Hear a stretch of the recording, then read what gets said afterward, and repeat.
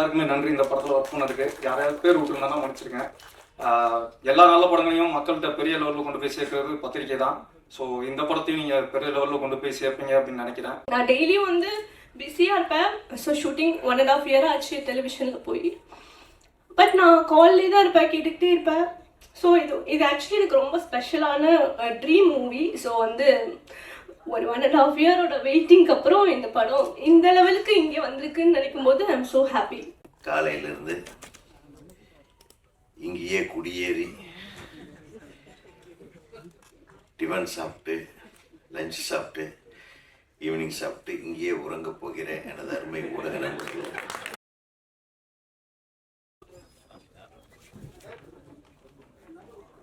ட்ரெய்லரை சிறப்பு விருந்தினர்கள் வெளியிட படக்குழுவினர்கள் பெற்றுக்கொள்வார்கள். இந்த டீம் எல்லாம்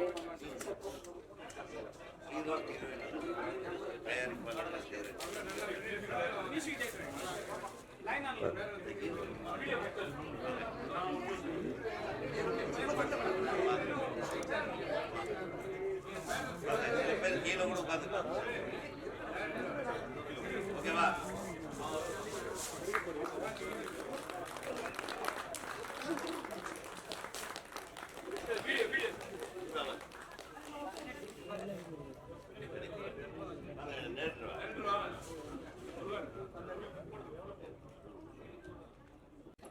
எல்லாருக்கும் வணக்கம்.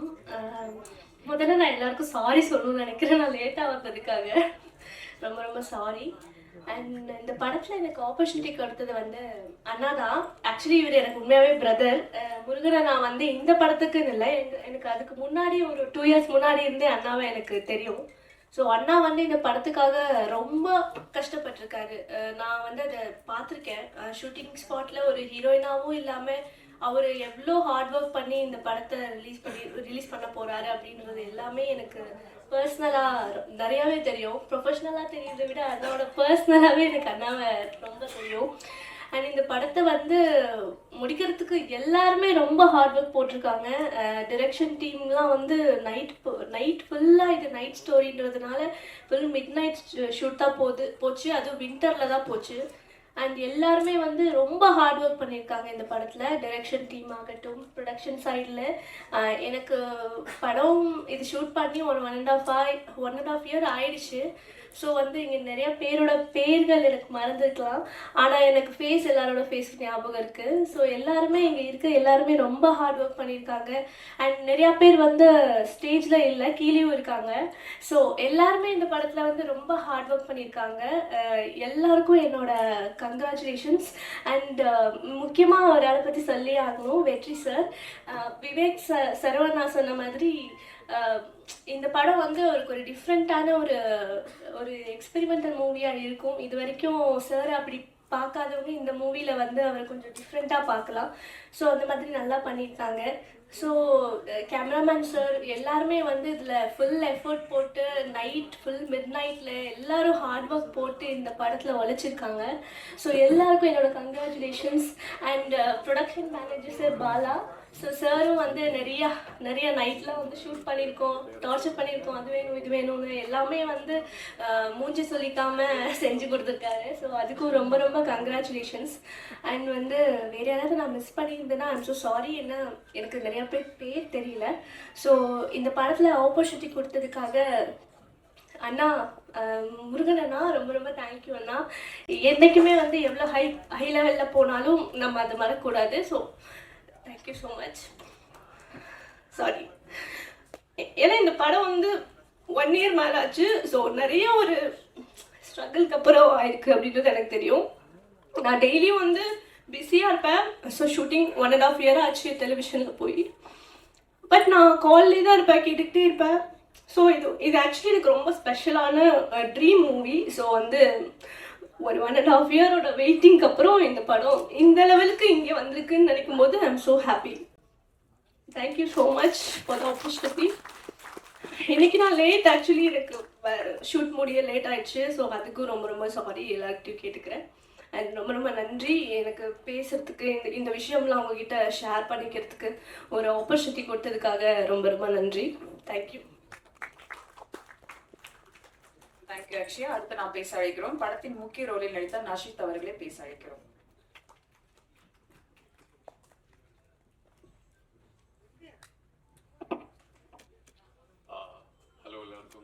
நமஸ்காரம். My name is Nashith. எனக்கு தமிழ் அவ்வளோ தெரியாது. நான் இந்த மூவியில் வெற்றி அண்ணாவோட ஃப்ரெண்டாக நடித்தது, one of the lead character. First of all I want to thank Abhilash. Abhi, நீங்கள் தான் என்ன ரெஃபர் பண்ண அபி ப்ரோ. நீங்கள் இல்லைன்னா நீங்கள் இருக்க மாட்டேன். ஸோ அவன் என்னை ரெஃபர் பண்ணதும் நான் ஓகே சொன்னேன். முருகண்ணா, விக்னேஷ் அண்ணா, கிஷோர் அண்ணா, thank you so much. Etto Total is one of my favorite movie in Tamil. So வெற்றினா கூட ஷேர் பண்ண முடிச்சதே பெரிய விஷயம். ஆனால் இதில் ஒரு சீன் இருந்தது. அதில் என்னோட போர்ஷன் ஒரு இமோஷனல் சீன். நான் கொஞ்சம் 2-3 டேக்ஸ் போயிடுச்சு. அந்த டைமில் வெற்றினா அங்கே இருக்கிறதுக்கு ஸோ அவங்களே ஓகே, அவங்களே நின்று என்னை ஹெல்ப் பண்ணிட்டேன்.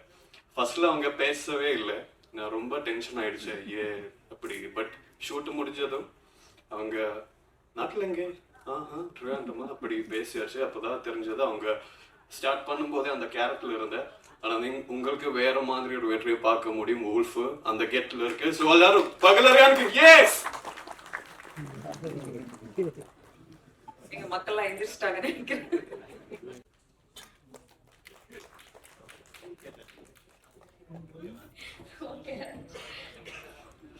எல்லாருக்கும் வணக்கம். திடீர்னு பேசுறதாங்க, என்ன பேசுறது? என்னோட name Vinu Priya. First of all thank you my entire team. என்னை ரொம்ப சேஃப் அண்ட் செக்யூராக பார்த்துக்கிட்டதுக்கு தேங்க்யூண்ணா. தேங்க்யூ. ஆப்பர்ச்சுனிட்டி கொடுத்த ப்ரொடியூசர் முருகன் அண்ணா, தேங்க்யூ அண்ணா. Special thanks to press media people. உங்கள் சப்போர்ட் அண்ட் லவ் எப்போவுமே வேணும். படம் பாருங்க, கண்டிப்பாக பிடிக்கும். தேங்க்யூ. கதைகளில் வெற்றி அமைகிறாரா, தேர்வு செய்யப்படுகிறாரா என்பது தெரியாது. எப்போதும் பாவப்பட்ட முகத்தோடு படங்களில் கலக்கும் கதை நாயகன் வெற்றி அவர்களை பேச அழைக்கிறோம்.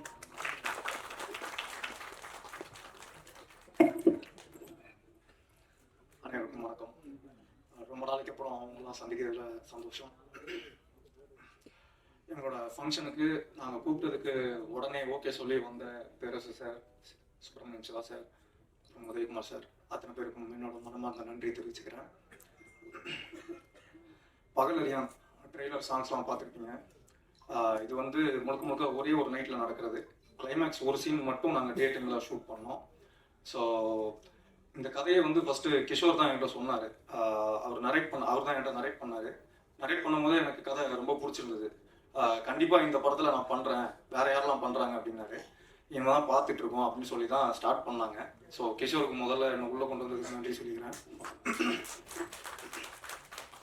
அடுத்தது நம்ம Murugan sir, producer cum director come actor. So 3 வேலையை ஒரே ப்ராஜெக்டில் பண்ணுறது எவ்வளோ கஷ்டன்றது எனக்கு நல்லாவே தெரியும். நான் ப்ரொடியூசர் கம் ஆக்டராக இருந்தது எவ்வளோ கஷ்டன்றது எனக்கு தெரியும். இதில் அவர் டைரக்ஷனும் பண்ணியிருக்காருன்ற போது அவர் எவ்வளோ கஷ்டப்பட்டிருக்காருன்றது எனக்கு தெரியும். ஸோ முருகன் சார், உங்களுக்கும் ரொம்ப நன்றி. என்னை இந்த உல்ஃப் கேரக்டரில் உட்கார வச்சு நீங்கள் ஒரு நம்பிக்கை கொடுத்ததுக்கு ரொம்ப நன்றி. அடுத்தது டிஓபி அபிலாஷ். யார் டிஓபின்னு கேட்கும்போது இந்த மாதிரி மலையாள படங்கள் நிறைய ஒர்க் பண்ணியிருக்காரு, தமிழுக்கு இதுதான் ஃபர்ஸ்ட் படம் அப்படின்னு சொன்னாங்க. ஒரு டே டைமாக இருந்தால் பரவாயில்ல, டே லைட்டில் நம்ம ஷூட் போயிடலாம். ஃபுல்லாகவே நைட் ஷூட்டு, அதுவும் கார் ஷாட்ஸ்லாம் நிறைய இருக்குது. சின்ன சின்ன லைட்லாம் மாட்டணும், இருக்கிற பட்ஜெட்டில் அவங்க சீக்கிரம் பண்ணுவாங்களா அப்படின்னு யோசிச்சுட்டு இருந்தேன். பட் ஃபர்ஸ்ட் நாளே தெரிஞ்சிச்சு இது பயங்கரமான டீமு, நம்ம நினைக்கிற மாதிரி டீம் கிடையாது அப்படின்னு சொல்லி தெரிஞ்சிச்சு. நிறைய ஷாட்ஸ் வந்து கார் டோரை திறந்து டோருக்கு வெளியே தூங்கிட்டு உள்ள கேமரா வச்சு ஷூட் பண்ணிட்டு இருந்தாரு. ஸோ அபிலாஷ், கண்டிப்பாக இந்த படத்துக்கு அப்புறம் நீங்கள் ரொம்ப நல்லா பெரிய லெவலில் பேசிக்கிறீங்க. அதே மாதிரி டப்பிங் முடிச்சதுக்கப்புறம் ஒரு நம்பிக்கை இருக்கும், ஓகே இந்த படம் வந்து நல்லா வந்திருக்கு, மியூசிக் பண்ண அப்புறம் பார்ப்போம் அப்படின்னு சொல்லி. ஸோ ஃபைனல் அவுட் மியூசிக்கோட பார்க்கும்போது அந்த நம்பிக்கை வந்து டபுள் ஆச்சு எனக்கு. ஏன்னா அந்த நிறைய கூஸ்பம் மூமெண்ட்ஸ்லாம் வந்து அவர் மியூசிக்கில் கொடுத்துருந்தாரு விவேக் சாரோ. ஸோ அவருக்கும் ஒரு பெரிய நன்றி. கடைசியாக என் கூட ஒர்க் பண்ண அத்தனை ஆர்டிஸ்ட், அக்ஷயா இருக்கட்டும், தீனானா இருக்கட்டும், நசீரா இருக்கட்டும், அப்புறம் கோபியா இருக்கட்டும், எல்லாருமே வந்து படத்துக்கு என்ன பட்ஜெட்டு என்ன தேவையோ அதுக்கு ஏற்ற மாதிரி ஒர்க் பண்ணாங்க. எனக்கு இது வேணும் அது வேணும்னு கேட்டு அந்த ஸ்பாட்டில் வந்து தொந்தரவு பண்ணல. எல்லாமே நைட் ஷூட்டு, நிறைய கொசுக்கடி, கேரவான்லாம் பெருசாக இல்லை. ஸோ எல்லாருமே வந்து படத்தோட அவுட்கமுக்காக தான் ஒர்க் பண்ணாங்க. ஸோ எல்லாமே சொன்ன மாதிரி ஒரு ஃபேமிலியாக தான் ஒர்க் பண்ணோம். ஸோ எல்லாருக்குமே நன்றி இந்த படத்தில் ஒர்க் பண்ணதுக்கு. யாரையாவது பேர் விட்டுருந்தா மன்னிச்சிருக்கேன். எல்லா நல்ல படங்களையும் மக்கள்கிட்ட பெரிய லெவலில் கொண்டு போய் சேர்க்கறது பத்திரிக்கை தான். ஸோ இந்த படத்தையும் நீங்கள் பெரிய லெவலில் கொண்டு போய் சேர்ப்பீங்க அப்படின்னு நினைக்கிறேன். ஸோ கண்டிப்பாக எல்லோரும் இந்த படத்தை தேட்டரில் போய் பாருங்கள். May 24 தேட்டரில் மிஸ் பண்ணாதீங்க. தேங்க்யூ.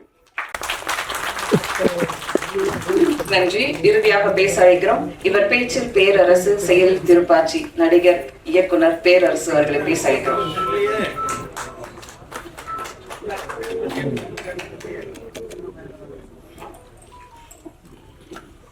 அனைவருக்கும் வணக்கம். படத்தின் கதாநாயகி அக்ஷயா. இங்கே இருக்கவங்க யாருன்னே தெரியலன்ட்டாங்க. யார் பேருமே தெரியலன்ட்டாங்க. என் பேரு பேரரசு. இந்த ஆடியோலிஸ்க்கு யாரும் சீஃப் கெஸ்டாக வந்தோன்னு சொன்னீங்க, வெளியே சொல்லணும்ல. என் பேரு பேரரசு. ஆமாம், ரொம்ப நேரம் பேசி போனால ஒருத்தர், அவரும் ஆறு உதவிக்குமார். இன்னைக்கு கம்மியாக பேசிட்டாரு. அதிர்ஷ்டசாலி அவர் ஆர் உதயகுமார் சார். இவர் சுப்பிரமணிய சிவா, மிகப்பெரிய இயக்குனர், தனுசுக்கு பெரிய கிட்ட கொடுத்தவர். பேர் தெரிஞ்சிருக்கா சொல்றேன். அப்புறம் உதயகுமார் சார் சொன்னாரு, நேற்று எனக்கு முருகன் ஃபோனில் பேசினாரு, இன்னைக்கு நான் வந்துட்டேன் அப்படின்ட்டு. சுப்பிரமணிய சிவா நேத்தான் பார்த்தாரு, இன்னைக்கு வந்துட்டாரு அப்படின்னாப்புல. நீங்க பார்க்கவும் இல்லை, என்கிட்ட போல பேசவும் இல்லை. நான் ஏன் வந்துருந்துல அதுக்காக கூப்பிட போறதா? அதுக்கு மரியாதை வேணாமா? இல்ல அழகு கூப்பிட்டாரு. உதயகுமார் சார், அப்பா நல்ல படமா இருக்கும் போல இருக்கு, நீ வந்துரு அப்படின்ட்டாரு. அதனால நம்ம அழைக்காமல நிறைய படத்துக்கு வந்துருவோம், அது நம்ம கடமை. இந்த படத்தின் தயாரிப்பாளர் இயக்குனர் முருகன். முருகன் அப்படின்னாலே யாம இருக்க பயமே, அது வாசம் வந்துடும். இப்போ ஞாபகத்துக்கு வரும். பயமறியான் முருகன் வந்து பயமறியான். ஆனால் இயக்கிய படம் வந்து பகலறியான். பகலறியான் எல்லாம் தெரியும், தெரியும். பகலே பார்க்காதவங்க தான். இப்போ உள்ள காலகட்டத்தில் நிறைய பேர், இப்போ பசங்கள்லாம் உதயசூரியை பார்க்கறது இல்லை, உதயத்தையே பார்க்கறது இல்லை. எந்திரிக்கிறதே 9 மணி 10 மணி. ஒரு இந்த உச்சி வெயில உச்சி வெயில் தான் பார்க்குறாங்க நிறைய பேர். அது பகலறியான். சினிமாவில் நிறைய பேர் பகலறியான் யாருன்னா மியூசிக் டைரக்டர் தான். அவங்க நைட்டில் ஒர்க் பண்ணுவாங்க, பகலெல்லாம் தூங்கிடுவாங்க. நம்ம விவேக் எப்படின்னு தெரியல. பகல் அறிவீங்களா? அப்படி நைட்டு தான். பகல்லாம் இல்லை. ஓகே, அவரும் ஒரு பகல் அறியான். இப்படியே நிறைய பேர் பகல் அறியான் இருக்காங்க. இந்த படத்தின் கதையை தெரிஞ்சு போச்சு, ஒரே இரவில் நடக்கிற கதை அப்படிங்கிறனால ஓகே, அவரும் படத்தின் கதாநாயகனும் பகல் அறியான்.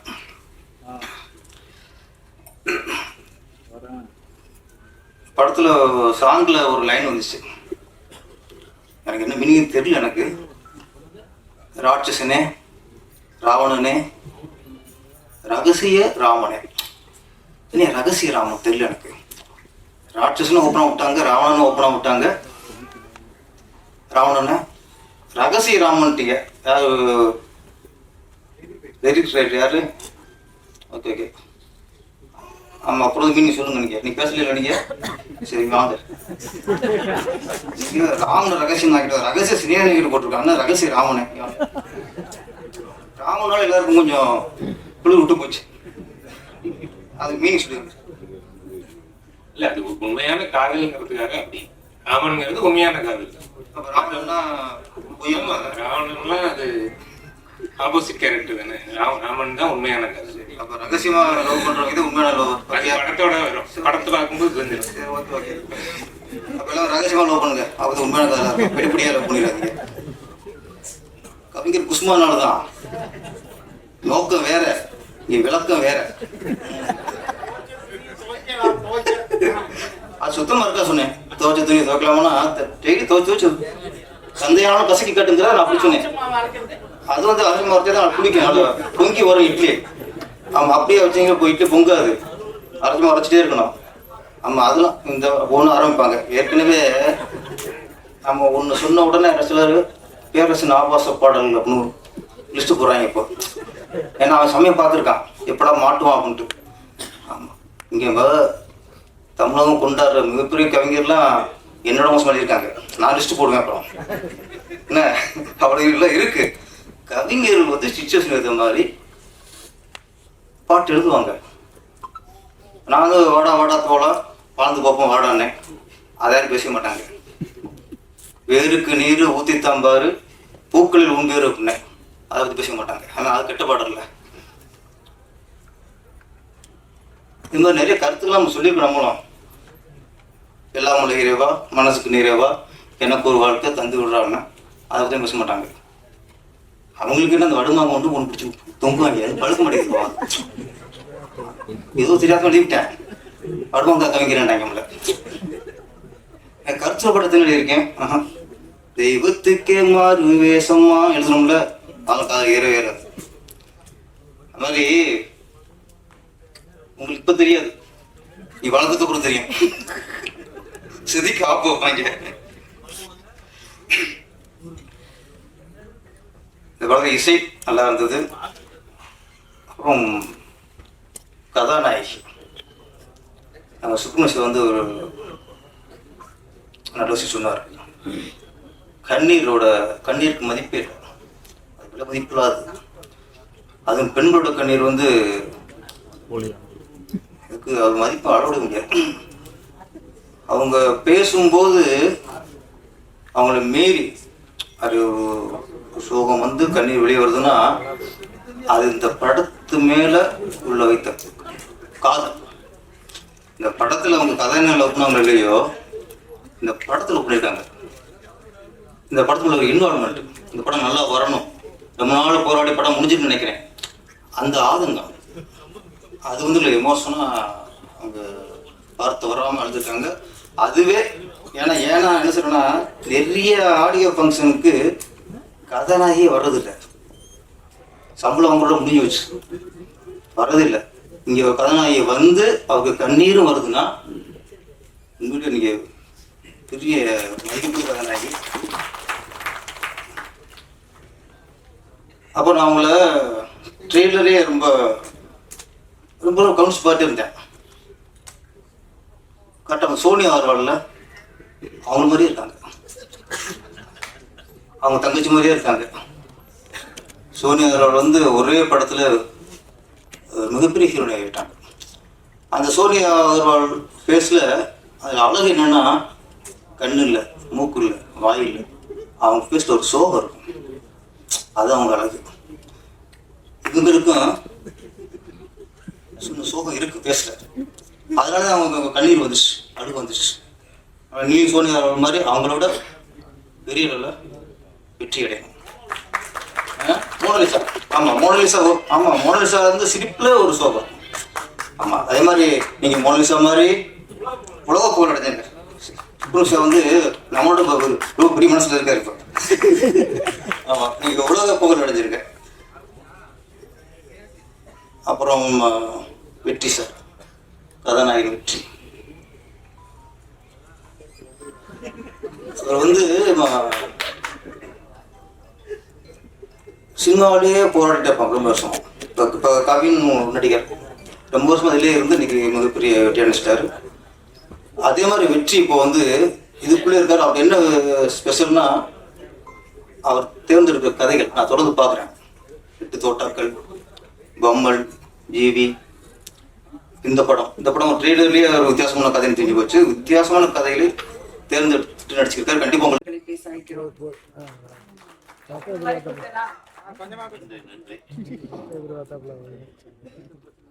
அப்பா ஒரு வழியா மைக் கிடைச்சிச்சு. காலையிலிருந்து இங்கேயே குடியேறி டிஃபன் சாப்பிட்டு, லஞ்ச் சாப்பிட்டு, ஈவினிங் சாப்பிட்டு இங்கேயே உறங்க போகிறேன் எனது அருமை ஊடக நண்பர்களே. You are all dedicated people. We have to give a very big hands for these people. ஏன்னா ஒரு ஃபங்க்ஷன்னா நான் கூட ஒருத்தர் பேசும்போது பிடிக்கலன்னா அப்படியே நைஸாக வெளியே இருந்துச்சு போயிட்டு டாய்லெட் போயிட்டு வரேன் போயிட்டு தப்பிச்சு வந்துடலாம். ஆனால் நம்ம எல்லாரும் பேசும்போது கட்டாயமாக உட்கார்ந்து கேட்டுக்கிட்டு இருக்கிற ஒரே குடும்பம் எங்களோட ஊடக குடும்பம் தான். அது மட்டும் இல்லை, பார்த்தீங்களா, நம்ம வர்றதுக்கு முன்னாடி ஒரு குரூப்பு வெளியே போனாங்க. அது வரையிலும் அவங்க இங்கே தான் இருந்தாங்க. அவங்க வெளியே போகும்போது வெளியே போயிட்டு நம்ம உள்ள வரும்போது திருப்பி வந்துட்டாங்க. இது 4வது ஃபங்க்ஷனா, காலையிலேருந்து 3 பாருங்க. இதில் பிபி பேஷண்ட்டுக்கு இருப்பாங்க, சுகர் பேஷண்ட்டுக்கு இருப்பாங்க, வயது மூத்த இளைஞர்கள் இருப்பாங்க. நல்லா உணர்ந்து, அதனால தான் நான் சொன்னேன், கவிதா எங்க நீ அங்கேயே இரு, நீ பண்ற தொல்லை தாங்க முடியல, அந்த உடனே கடைசியாக தான் நான் பேசணுமா, இது எப்படி இப்படி. நானும் 3 ஃபங்க்ஷன் போயிட்டு நம்ம வேறு வழியே இல்லை. உட்கார்ந்த இடத்துலையே சில இடத்துல சேர் நல்லா இருக்கும், சில இடத்துல பிளட் ஃப்ளோவை கட் பண்ணிடும். எங்களை பார்த்தா பாவமாகவே தெரியலையம்மா உனக்கு, நீ நல்லா கரெக்டாக நீட்டாக பக்காவாக ஹீரோயின் மாதிரி தான் வந்திருக்க. நீ ஆள் யாருக்கிட்ட நீட்டாக, அது எப்படி உனக்கு மட்டும் கரெக்டாக ஏசி ரூம் கிடைக்குது, எல்லாம் ஒன்று நடந்து கரெக்டாக உட்காந்து நீ மட்டும் எழுதுறதுக்கு கொடுத்து என்ன மேட்ரு போட்டு. ஆனால் நல்ல வேலை கவிதாயினியா இன்னைக்கு மாறல. அது நான் சொல்லக்கூடாது, தப்பா போயிடும் இல்லையா, நீயும் தானே வாங்குற. அப்போ நீ எவ்வளவு பேமெண்ட் பெருசா கொடுத்திருந்தா நீ இங்கேயே வந்து உட்கார்ந்து கேட்டு எல்லாரும் அங்க உட்கார்ந்து. எல்லாம் என்னுடைய நண்பர்கள், என்னுடைய சகோதரர்கள், அதனால கொஞ்சம் உரிமையோட நான் பேசுறேன். எங்க அண்ணன்மார்கள் இருக்காங்க பாருங்க, ராம்ஜி அண்ணா இருக்காங்க, அப்புறம் இங்க பெருசுகள்லாம் இருக்கு. சில பேர் தாடி ரொம்ப நரைச்சி போனதுனால நான் எங்கே இருக்கேன்னா அதனால மறந்துடுச்சு, தெரிய மாட்டேங்குது. ரொம்ப ரொம்ப மகிழ்ச்சியான ஒரு நிகழ்வு. இதில் என்னென்னா, முதல் முயற்சியாக இந்த படத்தை தயாரித்து இயக்கி இருக்கிற முருகன் அவர்களுக்கு எனது மனமார்ந்த வாழ்த்துக்களை எங்கள் திரைப்பட இயக்குநர்கள் சங்கத்தின் சார்பாக நான் தெரிவித்துக் கொள்கிறேன். யாருன்னே தெரியாது எனக்கு, திடீர்னு அவர் ஃபோன் பண்ணி வாங்கண்ணே நீங்கள் வரணும், உங்களையும் பேரரசர்னே உங்கள் சங்கத்திலேருந்து நாங்கள் கூப்பிட்ருக்கோன்னாரு. 2வது யாருப்பா ஹீரோ, என்ன நீ யார், எந்த ஊர், ஒன்றுமே தெரியாது. அப்புறம் வச்சுட்டாரு, நான் அந்த நம்பரை மறந்துட்டேன். நீங்கள் மத்தியானம் எனக்கு ஒரு உறுத்துதல், ஏதோ ஒரு தம்பி கூப்பிட்டாரே. அப்புறம் உடனே நம்ம சங்கத்துக்கு ஃபோன் அடிச்சுட்டே, ஒரு தம்பி கூப்பிட்டாரா முருகன் பேர் சொன்னார், திருப்பி அவரை கூப்பிட சொல்லி எப்படியாவது பொடி. அது என்னைக்கு ஃபங்க்ஷனு, எப்போ ஃபங்க்ஷன்றது கூட எனக்கு தெரியாது. இந்த நமக்கு ஒரு இது அனுப்பியிருந்தாரு, அதில் என்னைக்கு டேட்னே போடல. கரெக்டாக எனக்கு வந்ததில் டேட் போடல, டைம் மட்டும் வந்து. அது அவரே டவுட்டில் இருந்துருப்பார் போல் இருக்கு. உடனே ஃபோன் பண்ணி கேளுன்னா இன்னைக்கு தான் சொன்னாங்க. அதுக்கப்புறம் திருப்பி தம்பி கூப்பிட்டாரு. இது எதுனா நம்ம அவாய்ட் பண்ணிட்டு போகலாம், பட்டு சினிமாவில் வர்ற ஒவ்வொருத்தரையும் வாழ வைக்கக்கூடியது நம்மளோட கடமை. அந்த சினிமா இல்லைன்னா நம்ம இல்லை. அது யார் வந்தாலும் வரவேற்க நம்ம தயாராக இருக்கிறோன்றதுக்காகத்தான் பேரரசு வந்து அவர் வேறு மாவட்டத்தில் இருந்தார். அந்த மாவட்டத்திலேருந்து, செங்கல்பட்டு மாவட்டத்திலேருந்து அவர் வந்து வர வைக்கிறதுக்கு அவர் காலையிலேயே ஃபோன் அடித்தேன், இந்த மாதிரி ஒன்று, இந்த மாவட்டத்துக்கு எப்போ வர்றீங்கன்னு. சாயந்தரம் வந்துடுறேன் அப்படின்னாரு. சரி, அவர் வர்றது கன்ஃபார்ம் ஆயிடுச்சு. ஸோ ஒவ்வொருத்தர் இங்கே பேசும்போது குறிப்பிட்டாங்க, இந்த படம் ரொம்ப சிரமப்பட்டு எடுத்திருக்கோம் அப்படின்னு.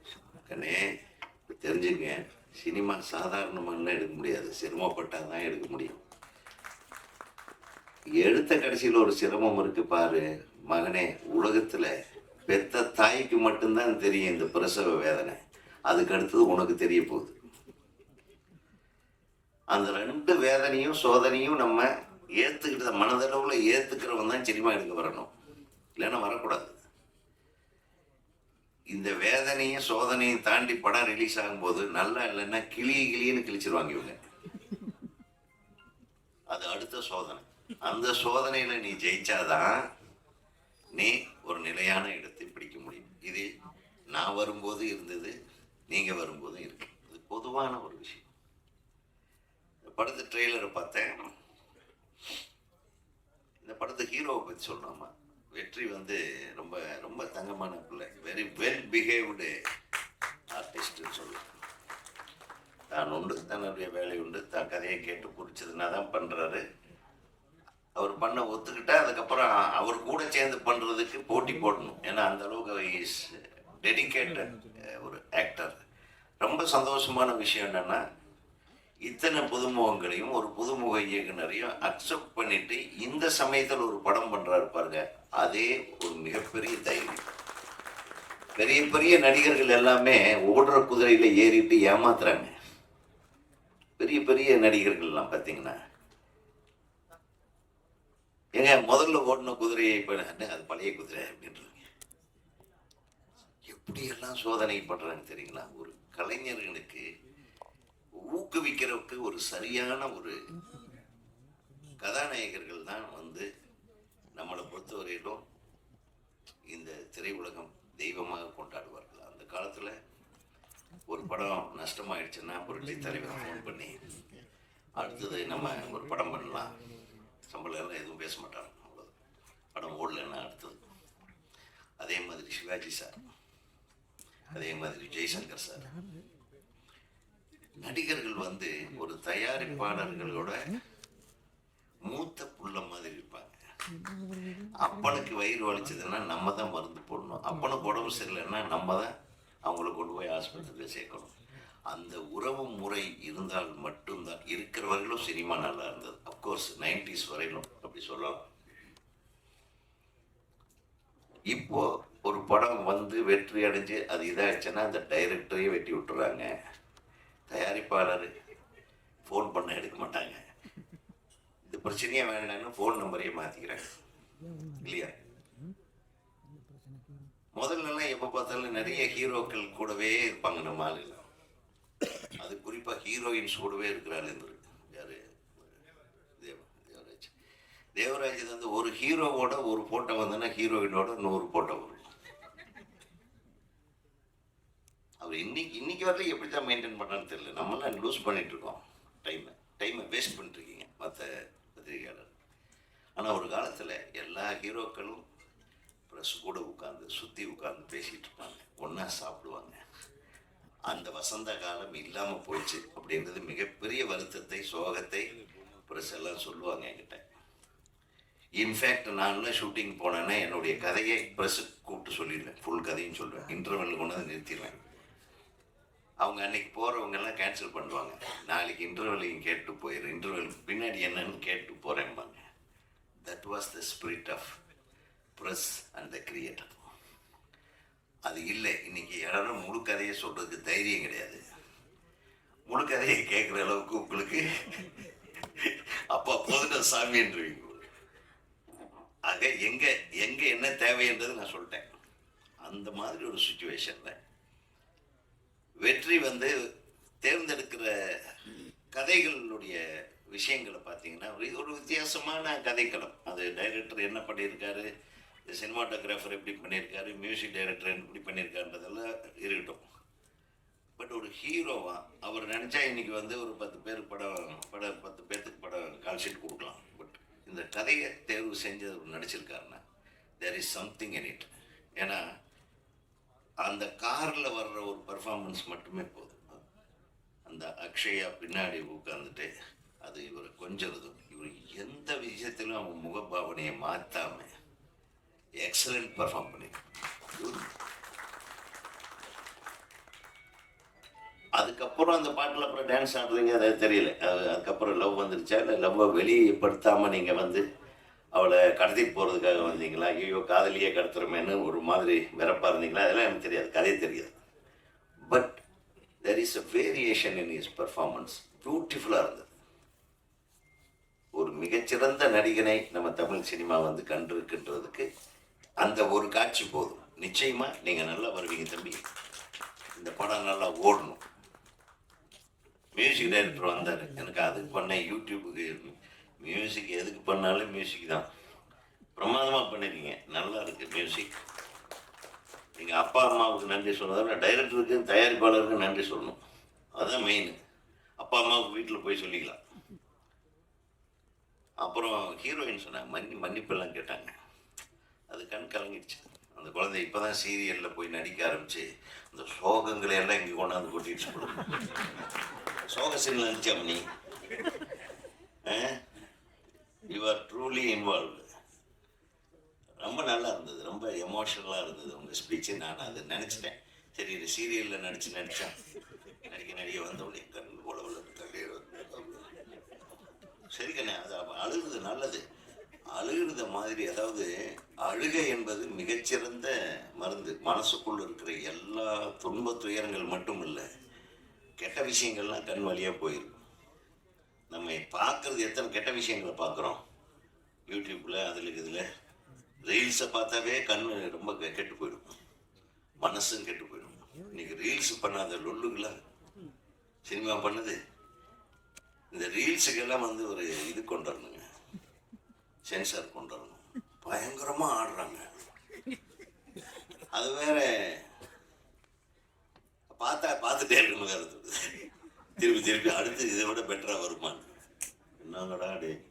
அப்புறம் எங்கே சினிமா ஜெயிக்கும்?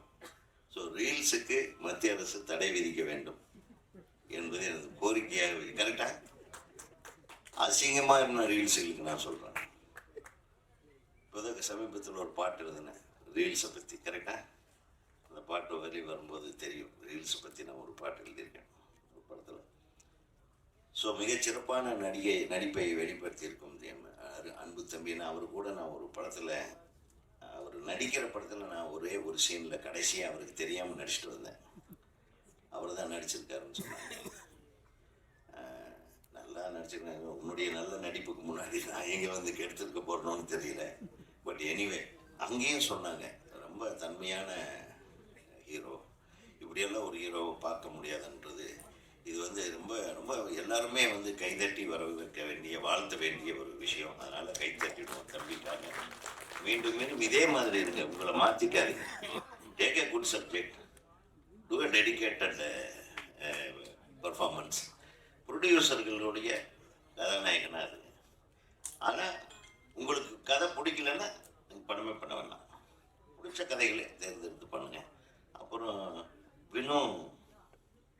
வினு பிரியா அவங்க ஒரு ரகசியமான கேரக்டரில் நடிச்சிருக்காங்க. அது எனக்கு மட்டும் சொல்லிட்டாங்க, நான் அதை சொல்ல முடியாது, சொல்லாதீங்க சார் அப்படின்ச்சு. நான் எவ்வளவு, அதாவது ஒரு படத்து மேலே எவ்வளவு கான்ஃபிடென்ஸ் வச்சுருந்தா அப்படி ஒரு தைரியமான நல்ல நல்ல விஷயம் செஞ்சுருக்கீங்க டைரக்டர் சார். நீங்கள் ரொம்ப நெகிழ்ச்சியாக இருக்குது. ஒரு குடும்பமாக உட்காந்துருக்கீங்க பாருங்கள். Hats off to all the technicians இங்கே, சினிமாட்டோகிராஃபர்லேருந்து ஸ்டண்ட் மாஸ்டர்லேருந்து டான்ஸ் மாஸ்டர்லேருந்து எல்லாத்துக்கும், உதவி இயக்குநர்கள், கோ டைரக்டர்கள் எல்லாத்துக்கும் என்னுடைய மனமார்ந்த வாழ்த்துக்கள். அது மட்டும் இல்லாமல் முருகன் அவர்கள் குறிப்பிட்டார் ஒரு வார்த்தை, தம்பி என்னால் முடிஞ்ச அளவு போகிறேன்னு. கடைசியில் பணம் தேவைப்பட்டது, டப்புன்னு 2 பேர் வந்துட்டாங்க எனக்கு ஹெல்ப் பண்ணுறதுக்கு. அந்த இணை தயாரிப்பாளர்கள் இருவருக்கும் ஒரு மிகப்பெரிய கைத்தட்டல். ஏன்னா அவங்க 2 பேர் இல்லைன்னா இந்த படம் ரொம்ப சிரமத்துக்கு ஆளாயிருக்குன்னு உண்மையை சொன்னார் பாருங்க. அதை இணை தயாரிப்புன்னு அவங்க பேர் போடுங்க. நீங்கள் எல்லாமே நான் மட்டும்தான் போடுவேன், வேண்டாம் நான் சொல்கிறது கேளு, டைட்டில் அவங்க பேர் போடுங்க. போடுறது என்னென்னா, நம்ம அந்த போட்ட காசை திருப்பி கொடுக்க முடியலனாலும் பேராவது போட்டோம்ல அப்படின்னு சொல்லிக்கிறாரு. தப்பிக்கிறதுக்கு வழியை சொன்ன நீ ஒருத்தன்.